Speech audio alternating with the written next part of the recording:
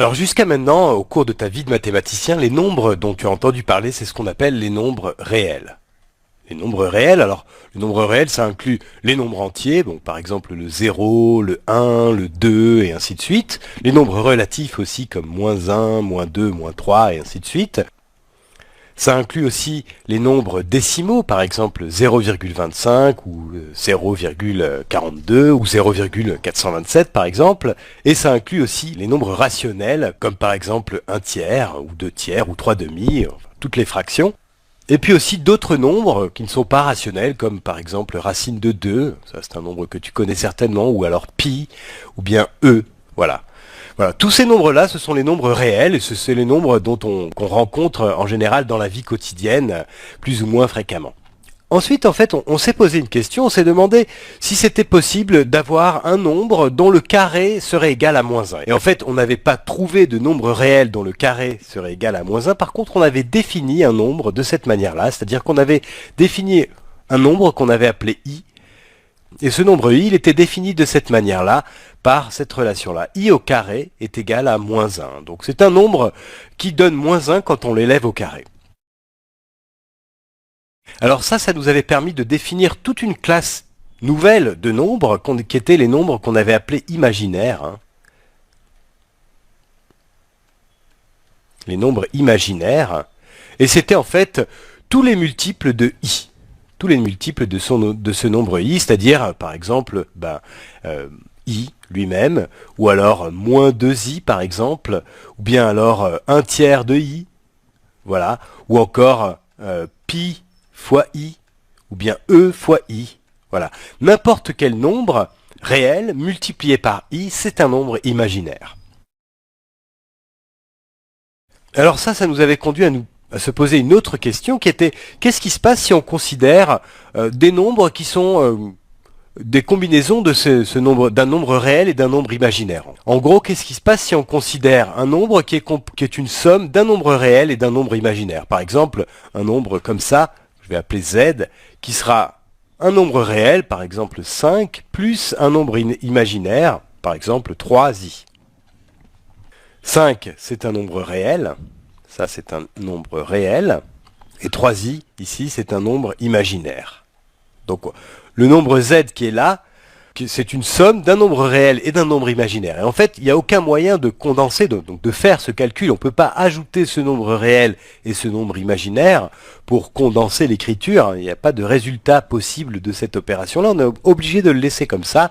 Et en fait, le résultat, c'est ce qu'on appelle un nombre complexe.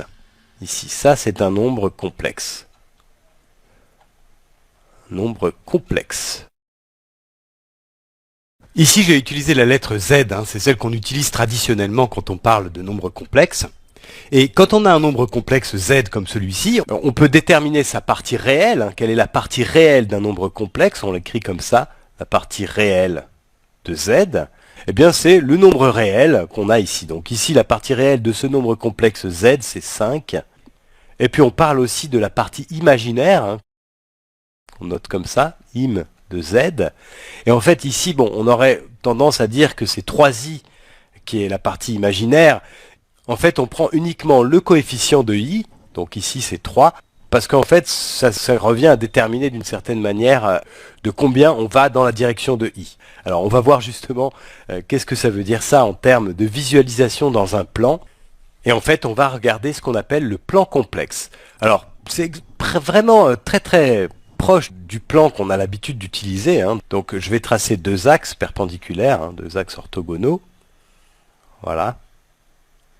Et en fait, en abscisse, ici, on va représenter la partie réelle d'un nombre complexe. Voilà, RE. Et puis, en ordonnée, on va représenter la partie imaginaire. La partie imaginaire. Donc ici, c'est l'origine. Je vais prendre une unité sur chacun des axes. Donc ici, c'est 1. Et ici, c'est 1 aussi. Mais c'est 1 imaginaire. C'est la partie imaginaire. Donc si on compare ici, la partie réelle du nombre complexe z, c'est de combien on se déplace sur l'axe horizontal. Et la partie imaginaire, c'est de combien on se déplace dans la direction de i, donc selon l'axe vertical. Voilà, alors là, je vais placer ce point-là. Donc je vais... Alors ici, j'ai 2, 3, 4, 5. Puis là, 1, 2, 3. Voilà. Je vais faire comme ça. Moins 1, moins 2, moins 3. Alors, le nombre z qui est là, je vais le placer tout simplement, exactement comme je place un point, simplement que les coordonnées de ce point, maintenant je vais les lire ici, c'est la partie réelle et la partie imaginaire. Donc la partie réelle de z c'est 5, 1, 2, 3, 4, 5, ici, voilà, ça c'est 5. Et la partie imaginaire c'est 3, donc il faut que je monte de 3 unités dans la direction verticale, donc dans la direction des i, donc 1, 2, 3, voilà.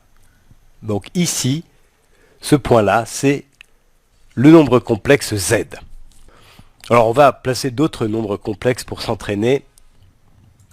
Par exemple, si je prends ce nombre complexe-là, a égale à moins 2 plus i, moins 2 plus i. Donc sa partie réelle, c'est moins 2. Moins 2, donc je vais la placer ici, ça c'est moins 1, ça c'est moins 2. Et puis la partie imaginaire, c'est, alors ici, on va l'écrire comme ça, c'est moins 2, quand je dis moins 2 plus i, c'est moins 2 plus 1 fois i. Donc la partie imaginaire, c'est ça, la partie imaginaire de a, que j'écris comme ça, eh bien c'est 1. Donc là, je dois monter de une unité. Donc voilà, ici, ça, c'est le nombre complexe a. Alors je vais en placer encore un pour qu'on comprenne bien. Par exemple, le nombre complexe b qui sera, disons, 4 moins 3i. Alors sa partie réelle, c'est 4. Je vais la placer sur l'axe de la partie réelle, l'axe horizontal. 1, 2, 3, 4, ici. Et puis la partie imaginaire, eh bien c'est cette partie-là, ça, moins 3. Je vais l'écrire comme ça. La partie imaginaire de b, c'est moins 3, le coefficient de i. Donc je vais descendre à partir de cette abscisse, je vais descendre de 3 unités. Voilà. Donc ici, c'est le nombre complexe b. Voilà, donc tu vois qu'on peut visualiser ces nombres complexes sur un plan qu'on appelle, alors là je vais le noter ici, ce plan, on l'appelle le plan complexe. Avec un axe horizontal qui représente la partie réelle et un axe vertical qui représente la partie imaginaire.